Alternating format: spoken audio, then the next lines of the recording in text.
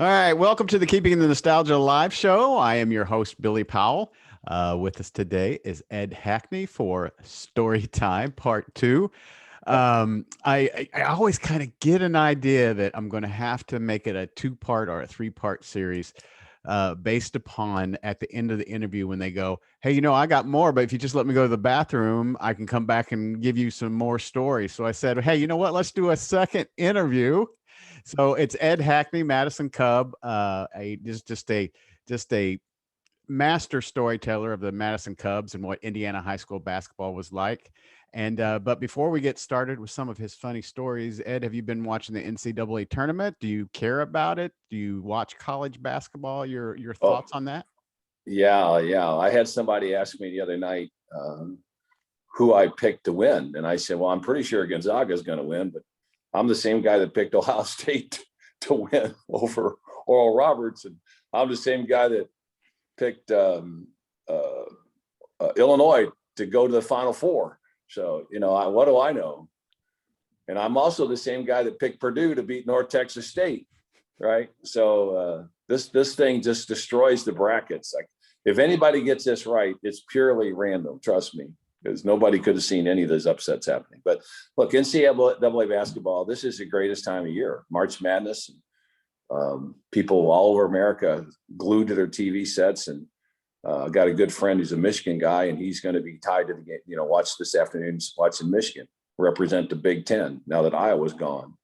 I think Wisconsin, and I think it sort of shattered the myth that the Big Ten's the toughest conference in the country this year, didn't it?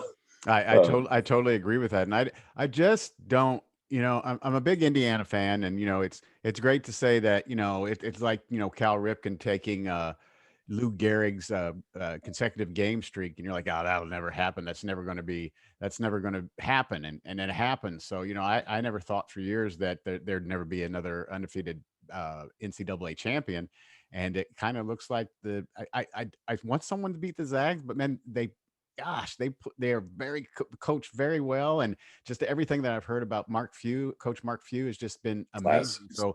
So I guess it's not going to really bother me if they do that. Yeah. Well, I don't have any skin in that game either way, but you like to think that IU is unique. But I will tell you that I've watched Gonzaga play 3 or 4 times. One advantage of being on the West Coast is you get to see a lot of the West Coast teams on television here. And they're pretty deep and they're athletic. It's probably the most athletic Gonzaga team that I've seen them have. And they got height and they got shooters and they got speed and they're well coached and they got a bunch of veteran players, seniors that have been around for a while. And it makes a big, and the other thing is, this is probably going to sound terrible, but I think the talent level is down this year. There doesn't seem to me to be as many good teams or good players as there have been in years gone by. And so this could be their year to win it all, and not to diminish it at all, because they have a great team. And especially with what the world's going through with the pandemic and everything like that, I Yeah. guess that would be a really good feel good story. One of my buddies is a trustee at Gonzaga, so he's feeling pretty good about life right now. And Coach Few has stayed there. He hasn't wanted to he signs. It doesn't sound like he's demanding as a coach for his contract. Doesn't go out and seek other opportunities. Loves where he lives, and kind of like how we feel about Indiana high school basketball and basketball in the state of Indiana. Yeah. Well, he's certainly done a great job there. And when we lived in San Diego, we used to go watch USD play Gonzaga. And this was when Gonzaga was really early on, just starting. It would have been, well, I'll tell you, it would have been late 90s, 98, 99, 2000. And USD had a little gym that seated about 2,000 people at the time. They subsequently built a really nice arena. But we could literally pay $5 and go in and sit. They had chairs sitting on one side of the court and folding chairs. And that's where we sat 3 feet from the out of bounds line, watching Gonzaga play USD. And it was really amazing because some great basketball and great seats. In California, nobody cares about basketball much. The place wouldn't be full very often. But when Gonzaga came, Dwight Ritter, Bud's kid, Coach Ritter's son, and I would go up there and watch him play. Yeah, I went to Indiana State from 86 to 90, got a history degree. I'm finally starting to use it a little bit, I guess. And, Indiana State University never grasped on that. Look what Larry Bird has brought to Terre Haute at Indiana State University. So, the Ron Green was there, Tates Locke was there for a couple of years, but, it was always, they would beg you to come to the games and sit in the stands. So, Yeah. I really didn't get that kind of a college experience. And I know we're going to kind of get into some funny stories, but can you tell us a little bit about your college basketball experience before we hit into those stories? Well, I played at DePaul my freshman year, and DePaul was unique in the sense that the basketball court at DePaul was 96 feet long, not 94 feet long. It was Bowman Arena, Bowman Fieldhouse. And for whatever reason, when they drew it up, they painted the out of bounds lines 96 feet instead of 94 feet. So it's 2 feet longer. It was the longest college basketball court in America.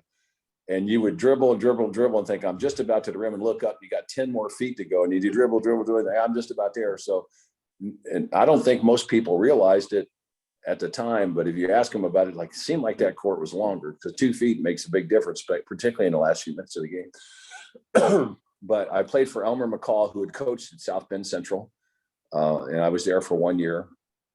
And I played we had a freshman team and we had a varsity team, and I played on both, and had just a great year, and was a lot of fun. And we got to meet a lot of wonderful people. And then I transferred to Hanover my sophomore year.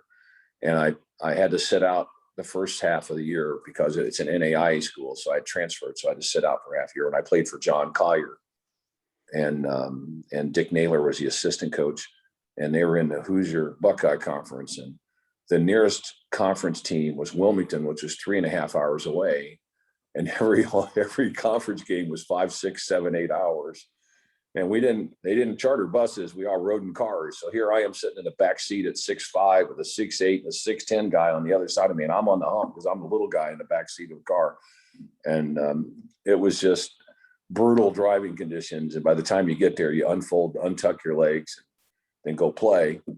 And then you drive back that night most of the time. So it was different experience. College is more, the high school experience in Indiana is everything that you would ever hope for. It's fun. It's a lot of spirit, a lot of cheering, a lot of team support in the community. Big fan turnout. Well, we've had my senior year, Hanover College, I think, got to the final 8 in the country in the NAIA conference tournament. They had a great player named Dennis Laker from Batesville, and a guy named John Musel from Madison Shaw, was a dear friend of mine growing up, and Pat Williams from Indianapolis Southport. They had a really good team. And they were going to play a game over Christmas break. There was no students on the campus. So they came to our high school and they played the preliminary game for the high school game. So we're getting ready to play our game, and here's one of the top ranked, college teams in the country, NAIA, and they're playing a preliminary game before we play the main game at 7:30. So you just can't make that kind of stuff up. But there was some good basketball out there at Hanover those years. And so I played 1 year, and then after that, I got married in 1975, and I retired and quit playing. I played basketball for fun, but not officially after that. When you were at DePaul, was it still did you guys play the Indiana States? Was it still in that ICC, or am I really aging myself or not know what I'm talking about? Well, I can't remember the name of the conference, but we had Butler and Valpo and St. Joseph's up in Rensselaer, and we had Evansville was in that conference. And I don't think Indiana State was in that conference. Rose-Hulman may have been in it, but I don't think so at that time. So we played some really good teams, though. In fact, the athletic director was a guy named Tom Mont, and he was a Maryland alum and pretty famous guy back at University of Maryland. And my sophomore year, they scheduled a game against University of Maryland with John Lucas and Tom McMillan. And that same year, they played down in South Carolina against Brian Winters and Alex English. And I had gone, so I wasn't there my sophomore year, but my former my roommate and my backcourt partner, Mike Beavis, played on those games. And he said, Ed, we had windburn coming off the court after both those games because they kept running past us. And I'll tell you a funny story about Mike Beavis. My freshman year at DePaul, University, the last game of the year, and I don't remember how many games. I think we may have played like 18 or 19, maybe 20 games. And in the warm-ups, the pregame warm-ups, he hits a jump shot from ahead of the circle, warming up, right? And I go over and high-five him. We're jumping in the air. We're celebrating. We're smacking hands. And I present him with the ball that he shot to go through. And one of the other players come up to me and says, what's that all about? I said, oh, you don't know. He goes, no. I said, well, Mike just scored his 1,000th pregame career point this year. So we're celebrating that, giving him the ball. So we had a lot of fun doing silly stuff, right? So a lot of people who sat on the bench in high school, tallied up their warm-up points. That's for sure. So you have some funny stories. We've talked about the Madison Cubs. We've talked about Coach Bud Ritter. We've talked about just a little bit of everything. But you had some funny stories that you wanted to share with the audience. Yeah, a couple. One year during Christmas, we practiced over Christmas break, and the gym was not heated. They kept it, it's basically 45 degrees in there, and we'd practice, and we'd go in and play for a couple hours. And the idea was just to run, just to keep your legs and keep your wind. So we'd go in, and we were playing a 2-hour scrimmage. And one of the guys on our team was Wayne Richmond, who was in my class and went to grade school with me at Eagleson, a great guy. And Wayne was being guarded by Melvin Smitley, who was another guy on our team. And so they guarded each other for an hour and a half in the scrimmage. And then about, 20 minutes left, Coach Ritter switched Wayne with another guy. I think it was Dwight Snyder, had him flip jerseys. So now Melvin and Wayne are on the same team, but they've been guarding each other for 90 minutes. And Wayne gets the ball on the wing and drives around and does a great baseline and goes past like 4 guys and hangs in the air and shoots a reverse layup like Elgin Baylor, who died today, I guess, by the way. And Melvin is standing there, and Melvin goes, bam, and blocks Wayne's shot and knocks it up into the upper deck. I mean, he got all of it. And Wayne's jumping up and down going, Melvin, we're on the same team. And Melvin said, oh my gosh, I've been guarding you all day. I forgot. So that was one of the funnier things that we had happen. And then there's a great story. There was a guy when Madison used to play down in the Brown Gym down on Broadway. I would say the thing probably seated 2,500 people, I would guess. On one end of the court, there was a stage so that you had like 4 feet out of bounds, and you had a stage, and the rest of the seat was surrounded by wooden bleachers tiered up the deck. And at the end of the game, in case the buzzer didn't go off, there was a guy named Mr. Lorenz. I think it was Morris, but I don't remember his name. Mr. Lorenz would sit there with a starter pistol, and if the clock went 0, he would shoot the pistol in case the horn didn't go off for some reason. So everybody would know the game was over. Well, there was a guy named Charlie Hill who ended up being a banker. I don't know if Charlie's still alive or not, but he was a banker with Madison Bank and Trust. And he's walking in the door. He sees a dead bird on the sidewalk, and he grabs it and puts it in his coat. And he walks into the Brown Gym, and he's sitting up in the bleachers. And as the game comes to an end, he throws that dead bird right over top the scorer's bench. Well, Mr. Lorenz shoots that gun off, and the bird drops. It falls right in front of the scorer's bench. And he looks at it. And Charlie had known that they would shoot the buzzer off, so he threw that bird out there and made it look like he'd shot the bird with the starter pit, which was filled with blanks anyway. But that kind of silliness that happened. But another funny story happened was we were playing my sophomore year. We went to Evansville North, and they were ranked number 2 in the state behind East Chicago, Washington. And they had that great Junior Bridgman, Turgovich, Stoddard team up there. And so we go down to Evansville, and we got our polka dot uniforms. It's the first year now. We just got these brand new polka dot uniforms, and we got warm-up jackets and the polka dot basketball, white with red and blue painted on it. And it's the Saturday after Thanksgiving. And we drove down. It's a road trip for us, so we spent the night down there. But Bud was from Evansville, so all his family was there, and his cousins and brothers. He had a brother named Tiger, who was a big guy there in town. His high school coach and his college coach all came to watch us play. We start the game. Well, we walk out on the court. Well, the crowd starts laughing.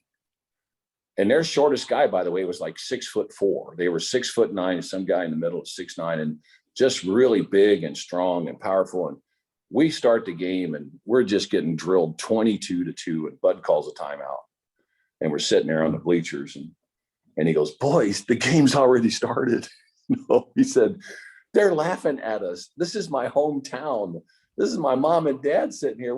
And my brother and my family, we're getting embarrassed. So we're going to go to a full court press." So we made an adjustment to what I talked to you about earlier. Bud had a plan A and he always had a plan B. Well, these guys were big and strong, and they were just overpowering us with the ball, because I was the tallest guy at 6'3", and Pat Dryden was 6'3". We were not very tall, but we were short and quick and fast, right?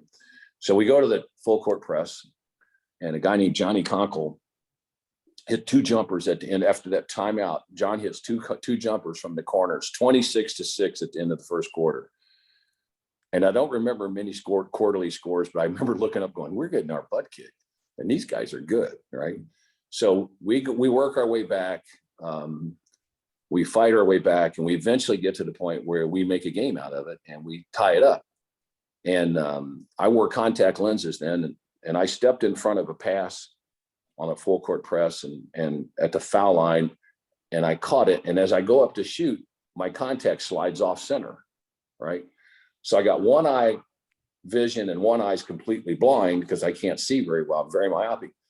And I shot it up and I missed it so bad I banked it in. And then I turned to the referee and said, "I lost a contact." And he stops the game.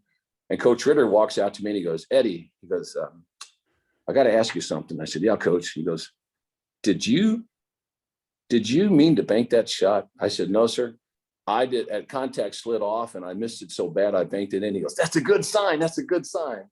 So we were able to, a couple breaks that happened. I missed it so bad it went in. And I had that happen once or twice too, by the way, a couple times.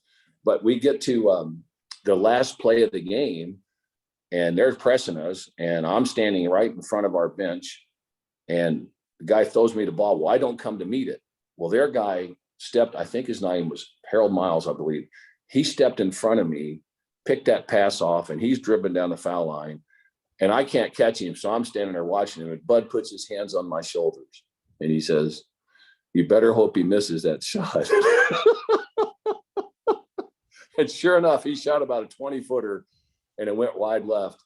And we walked off the court, and we came from behind to beat those guys, being down 26-6. And the next morning, the sports writer in Indianapolis ranked us the number 2 ranked team in the state. And we ended up being 12-12, but they were a great team. And we just used our speed and quickness against them to turn that around. But what was also interesting was we went in at halftime and we were just petrified. But they had a sign up on the wall that said, I'll never forget this, said, "If you want to achieve something, you can." Right. So there's a sign in their locker room that says that. And we're looking around, coach, like, "Hey guys, we played them. We can do this." And so we did wear them down and eventually won the game because they just couldn't handle the speed and the trap. Another story involves my brother, Bruce. My senior year, we go down to play at Salem, and he was on the JV team, and he's a junior. So he was a late developer. He grew a lot his junior year and became a pretty good player and had a lot of success. But he was a tennis player, and he ended up playing tennis at Tri-State. It's now up in Angola. I guess it's called Tri-State University now. But anyway, he was on the junior varsity, and we wore these red high top Chuck Taylor Converse shoes, right? The ones the kids wear now, they were black and red. Well, ours were right. They were Madison Cub red, like that IU sweater behind you there, I think. And all of a sudden, Bruce hasn't played, but he's sitting next to his best friend, Bucky Walters. And Coach O'Neill, Gary O'Neill, yells, "Hey, Bruce, Coach Ritter wants to see you in the locker room right now." And Bruce says, "Really?" He says, "Bucky, that's it. No wonder I haven't played. They're moving me up to play varsity tonight." And he goes, "Go get him, Bruce. Go get him." And Bruce says, "Ed, I ran across that floor to my feet never touched the ground. I was just floating on cloud 9 because I'm going to get to play varsity, and I'm going to get to play on the same team that you play." Well, we get in the locker room, and he gets hummed in the locker room. We're all waiting for the game to be over. And Coach Ritter says, "Hey, Bruce." He goes, "Oh, here I am, Coach. What can I do for you?" He goes, "Hey, you wear a size 13 shoe, don't you?" He goes, "Yeah, I do." And he goes, "Good." He said, "Wayne Richmond forgot his shoes. Can we borrow your shoes so Wayne can play them wearing those tonight?" And he goes, "Sure." And Bruce is dejected and sad. He sits down. He takes his shoes off and gives them to Wayne, who puts them on. And we all go out on the floor, and Bucky comes in after the game and says, "What happened?" And Bruce says, "Man," he said, "Wayne forgot his shoes, and Coach Ritter wanted to borrow my shoes. And so I gave him my shoes to wear to play in the game tonight." And Bucky says, "Well, look on the bright side, Bruce, at least your shoes played varsity tonight." So his tennis shoes got moved up to play on the varsity game. Let's see what else I have here. I don't know. I got to. And that was the Evansville North Huskies, if I'm not mistaken. Well, that's just, I don't remember their name, but Yeah. the year before, I think they had Bob Ford, or maybe he went to Purdue, was I think a really good player, and they may have won the state championship with Bob Ford, if I'm not correct. I'm not sure, but and a couple of years before that, they had Dave Shellhouse, who became an All-American at Purdue too. Yeah. Well, that would have been probably program. 6 or 8 years. Yeah. Yeah. But they had Bob Ford, who had a great career at Purdue and was a really good player. And that was, I don't remember their nickname. I just remember the fans did laugh at us during that game, unbelievably. One other time, we were getting ready to play the state tournament game in the sectional, and Coach Ritter said, "Now look, guys, we're going to play a lot of games here in the next few days. So you need to, when you're home, you need to stay off your feet, elevate your legs. Don't do anything to create lactic acid in your body." And there was a guy named Ozzie Smith who turned to me, he goes, "What in the world is lactic acid?" I said, "Don't worry, Ozzie. You're not going to play enough to worry about it." So one other story I have to tell. I think I mentioned the last time we played Jennings County in the state tournament in the Seymour Regional. And they had a great player named Danny Brown, who's in the Indiana Hall of Fame. And our senior year, I saw Danny a few years back at the Hall of Fame thing. I said, "Danny, I remember you got 38 points against us your senior year, and we beat you guys. But we played at the Jennings County, and you had 38 points that night." Said, "You were unconscious." And he goes, "You know, Ed, that was my birthday." And he said, "I did have 38 points because that was a really good game, but I can't believe you guys beat us." Well, we did. But so when we go to play in the regional, we had a guy on our team, a really good player named Rick Hoskins, who was about a 6'1", 6'2" guard. And Rick didn't get to play very much, but on any other team, he would average 10 or 15 points a game easily. But we had a really good team. We had 5 guys average double figures, right? And so Rick didn't get a lot of playing time, but in the pregame on the scout, he played Danny Brown in the scouting practice, right? And he was better than Danny Brown that weekend. I don't know what happened to Rick, but I remember he was making plays, hitting shots, draining everything. And we're playing in the regional, and he was actually, I think, channeling Danny Brown's skill set through him, because when we were warming up in the practice and playing, he was just draining everything. And we were kind of like, "Man, you should be Danny Brown every night." But he was a great sense of humor and a funny guy, and we used to have great times on the buses with Rick sitting back there. But for that weekend, he was Danny Brown in practice. It was amazing. What would you guys like during sectionals or before a big game?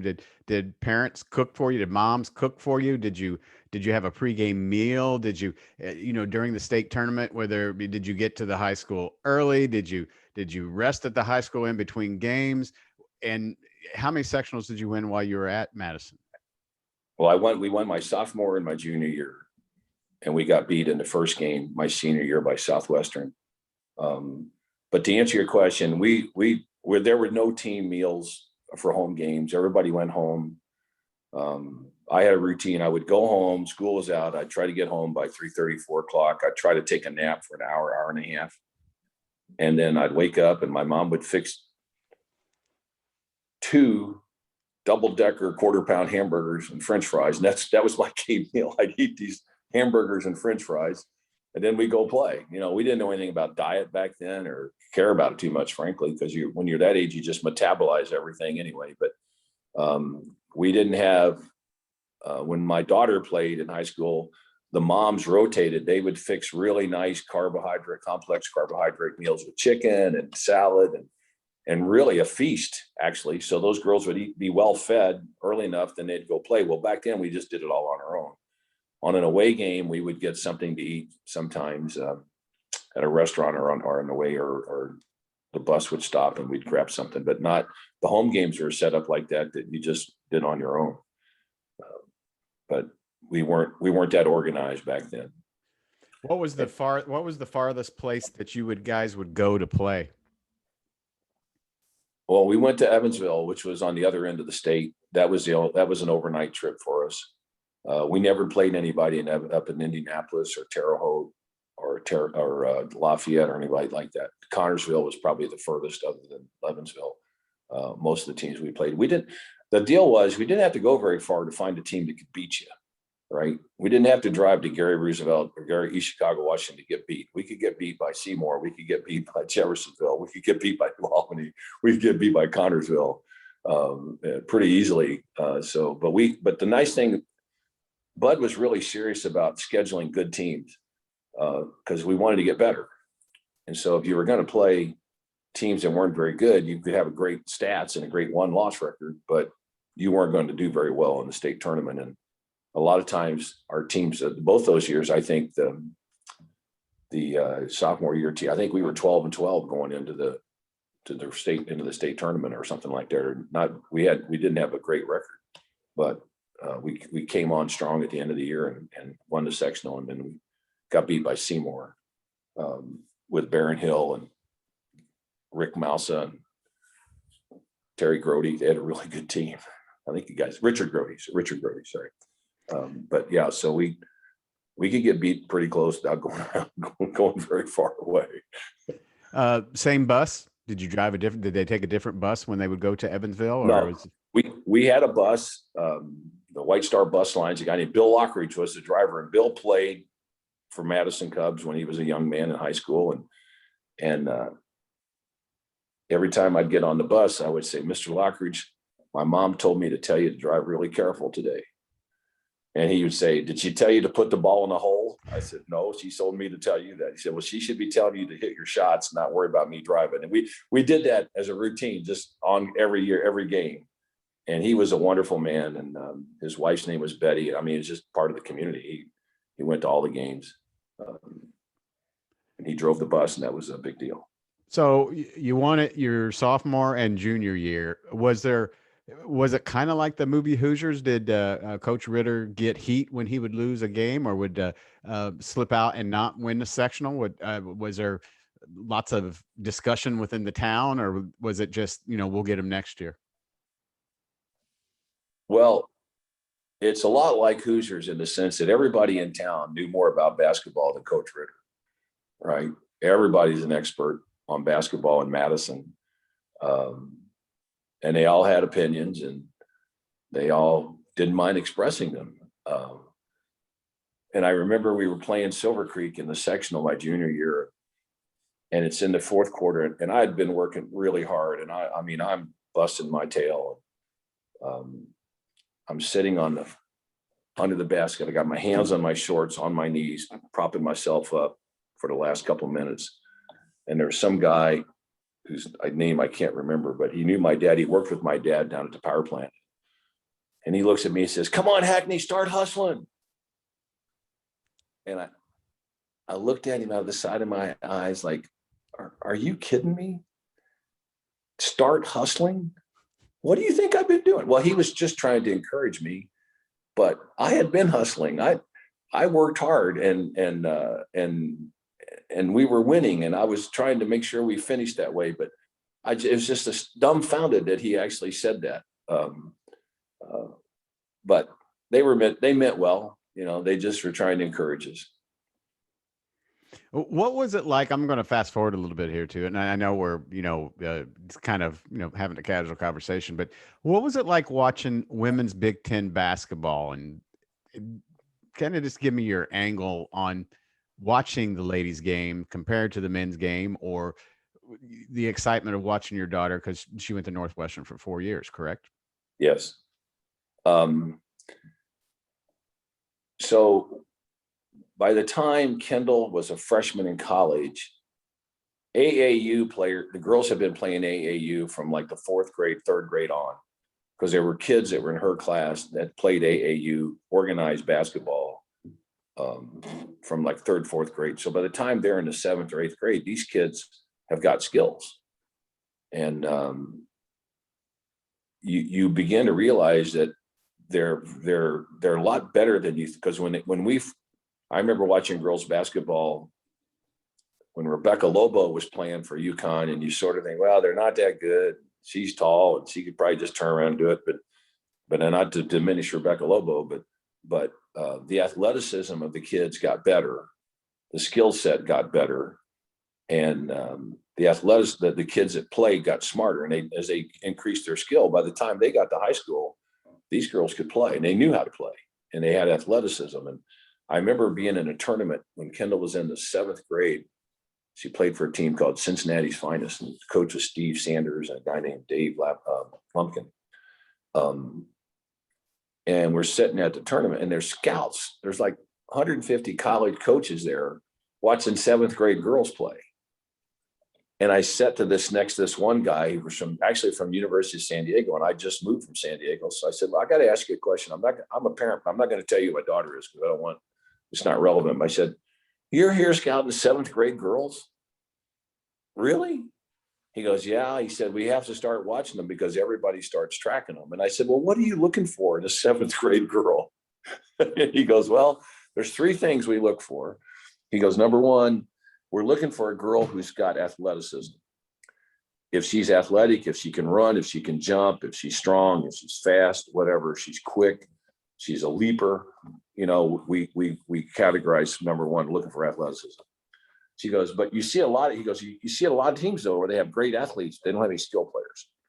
They can't shoot, they can't pass, but they jump out of the gym and they shoot a layup and miss 5 out of 5 layups because they haven't got the skill set. And he said, so the second thing we're looking for is we look for kids that have skill set, kids that can shoot, kids that can play defense, kids that rebound and box out, that have those skills that perfected that are going to be able to contribute, even though they're not athletic, but they can still contribute because they got skills.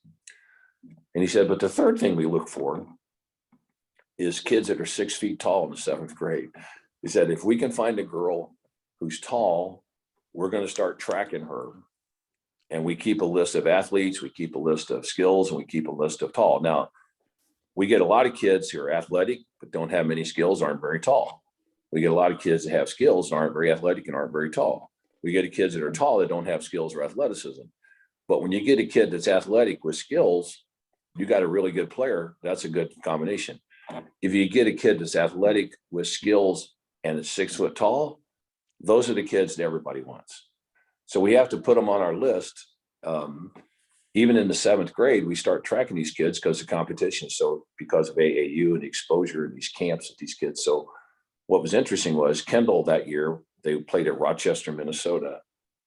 And she didn't play for the Cincinnati Finest in the regular season. But they brought her on the team for the national championship for the AAU. So we go up to Rochester and she has just a great tournament and shoots the lights out. And we got beat at the last minute from a team from Washington, D.C. to get to the final 8, I think it was, either final 8 or final 4. And Kendall had like 18 points and shot the lights out. And all of a sudden it dawned on her, hey, I can play. And she's tall and she's athletic and she's got skills. She can shoot, she's long, she's 6, it's a big wingspan and can jump.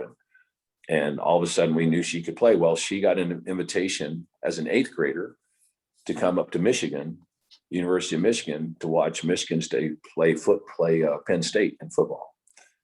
Either Penn State or Notre Dame. We got invited. No, it was Notre Dame.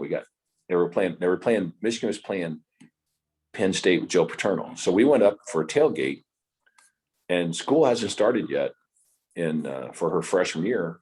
Well, she gets a scholarship offer on the spot from the coach at Michigan, and she's not even gone to high school yet. Because they had scouted her and they said, Kendall, we want to be the first one to offer you a scholarship. We don't expect you to say yes or anything right now because you haven't started high school yet, but we want to be the first one to offer you a scholarship. And so they did. And I called my brother on the way home and I said, you're not going to believe this, but Michigan just offered Kendall a scholarship and she's an 8th grader. And I said, can you imagine how hard I would have been to live with if I'd gotten a scholarship offer from Michigan in the 8th grade? I was hard to live with anyway, but if I'd had a scholarship offer from the 8th grade, I would have been incredibly difficult to stand. But he's like, they offered her a scholarship in the 8th grade? I said, yeah. And so that's how competitive it was, that they wanted to get in early. And so the thing that I take away from the answer to your question was how good these girls are. They can shoot. They because they can't rely on dunking. They don't have the explosive athleticism. Very few do anyway. Some do, but they play. It's a much more fundamentally oriented game: pass, cut, shoot. Pick, block, shoots. Box out, stuff like that. It's actually a more. It's going to sound incongruous, but it's a purer form of basketball than the men's college game, where it's just elevating and playing above the rim and throwing down a dunk. And so, if you're a basketball purist, watching the girls play is kind of fun. And they do have a lot of athletes. They've gotten a lot better, and they're just getting better, bigger and better and stronger. When Kendall went to Northwestern, she was 6'2". They had a 6'7" girl, 6'5" girl, a 6'3" girl, a 6'3" girl, and Kendall at 6'2". She was the 5th tallest player on our team. So they're coming along. Let's go back to that word because my brain hurts. Incongruous? Unexpected. Yeah. Non-congruent. I learn something new every time I do one of these shows. That's my Pee Wee Herman word of the day. Congruency means they overlap, right? Incongruent means they don't really connect. So disconnected, we'll call it that. See, if you went to Hanover, you'd had a liberal arts education, you would have learned that kind of stuff. Indiana State University. Sorry. So I have another story.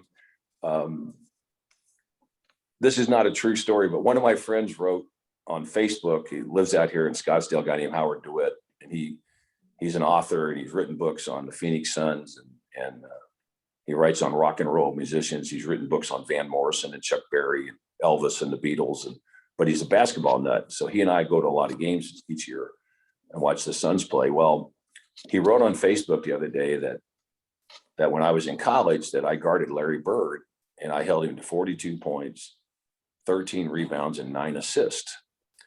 And he said Ed was so proud that he held Larry Bird below a triple-double. And he said, and Howard said, somebody asked him about it. He said, well, look, I did such a great job. They benched him the last 8 minutes of the game. So I never played against Larry Bird, but my friend John Dunn did at Butler. And he said he was guarding Larry, and in the first quarter against Indiana State, Larry had 4 points, right? He ended up with 44 after the game was over. So John Dunn's around going, I'm the man. I held him to 4 points. Well, he caught up with him in the second half. I've seen a photo of you with one or both of the Van Arsdale twins. I want to hear about that, and I also want to hear about how you became friends or an acquaintance with Gary Bender. Sure. Where I go to church, there's a guy here named Gary Naylor is his name, and his son dates Dick Van Arsdale's daughter. And I talk about and Gary was he played college basketball, really good point guard out here at some school in Phoenix, and I think he graduated in 61 or 62. So we were talking about, he knew I'm from Indiana. He said, well, let's have lunch next week. I got a guest I'm going to bring in. And I said, well, who is it? He goes, it's going to be Dick Van Arsdale, the original Phoenix Sun, right? And I said, well, I'm from Indiana. He goes, I know, that's why I wanted to introduce you to him. So Dick comes in with Gary and his son. And I said, well, if you're going to bring Dick Van Arsdale, I'm going to bring Gary Bender. And he goes, you know Gary Bender? I said, yeah, he's a dear friend of mine. So Dick was the broadcast. Well, Dick was playing for the Suns, and Gary was the broadcast guy for the Suns. So he did the TV broadcast for years. So those guys have known each other forever. Well, Dick recently had a stroke a few years back, and he's recovered nicely, but he's not quite so sure of himself as he used to be, probably. But so anyway, I got to sit next to Dick at lunch, and we talked about Indiana. Of course, he knew who Bud Ritter was, and he knew Buster Briley for being on that all-star team with him.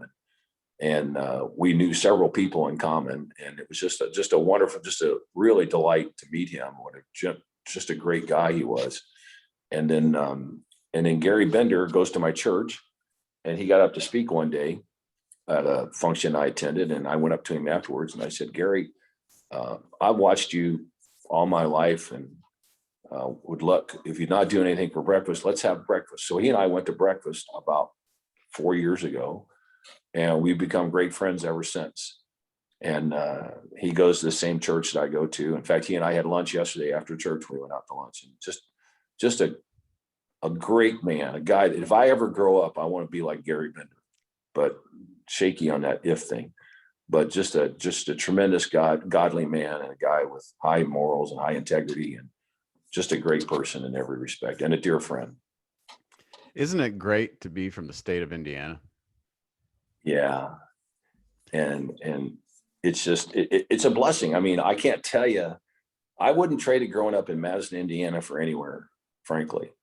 It was, everybody knew each other, and everybody, we had a real sense of community, and everybody kind of watched out for each other, right? I mean, I had guys, like I told you earlier, playing up at Eggleston, guys that were in high school.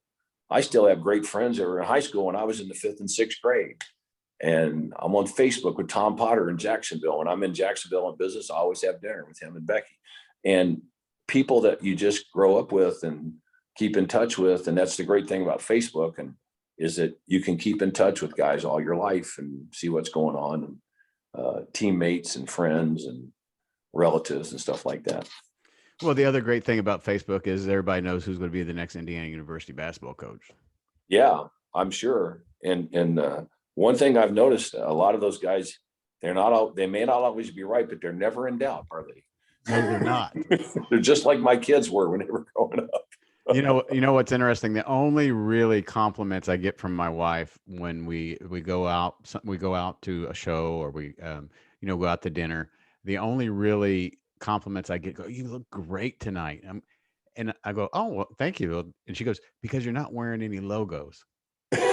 So now when I say that, it's not. I support everybody. I got an Evansville Purple Aces shirt. I've got a DePaul shirt. I've got a Butler shirt. I've just got a shirt that says Indiana on it, and it's just amazing the conversation, or the people that would normally would just walk by you if they you didn't have that on. It sparks a conversation. That happened to me Saturday. There's a suburb of town called Cave Creek, north of here. And I have a friend, Don Smedley's in from Connecticut for the weekend. He went back today, came out to visit and get away from the gray skies and get some sunshine. So he and I went to lunch upstairs at this Mexican restaurant. Well, there's a couple sitting there. We're waiting. We had to wait 30 minutes. And a couple has an Indiana shirt on, a red shirt, says Indiana on it. And I said, "You must be from Indiana."